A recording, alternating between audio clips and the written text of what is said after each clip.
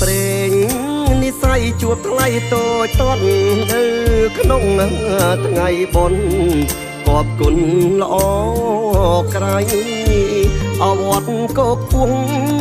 មុនីរាំងសីអវត្តកោកពុងមុនីរាំងសីគុណលោកនឹងស្នេហ៍ថ្មីកវីដែនឆ្ងាយអូនឈរទូស្បៃដៃមុំកាន់កាវងពាក់កននិថាបងគុណមិននឹងណាយបងដើរទៅចិត្តសួរស្រងឆោមឆាយបងដើរទៅចិត្តសួរស្រងឆោមឆាយអូនសោច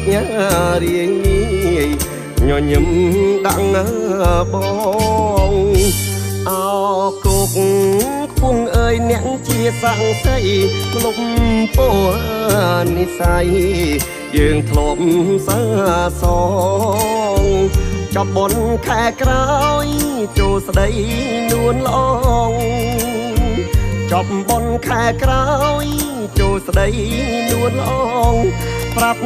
អង្គនឹងញាតផងថាបងភាំងក្ដីសូមផ្ញើចិត្តកាយនឹងអូនតទៅសូមស្រស់ណាចោមឆ្លើយបើជឿចង់ថ្លៃកុំភេមកែវពោបន្តនិស័យកុំភេមកែវពោបន្តនិស័យចិត្តស្មុកនឹងកវីជូនស្រីម្នាក់គុត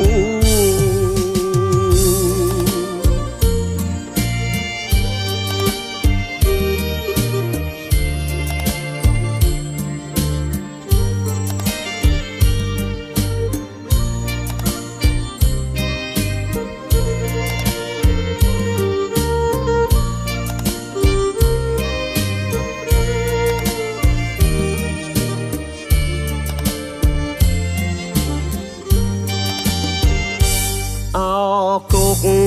ខ្ពងអើយអ្នកជាសង្ស័យលំពោនិស័យយើងធ្លាប់សាសងចាប់បនខែក្រោយ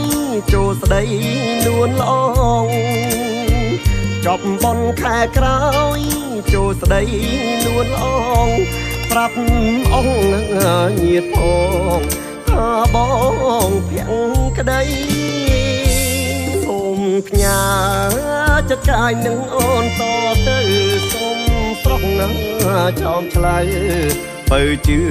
ចង់ថ្លៃកុំភេមកែវពោបន្តនិស័យកុំភេមកែវពោបន្តនិស័យចិត្តស្មុកណាកវីជូនស្រីម្នាក់គុត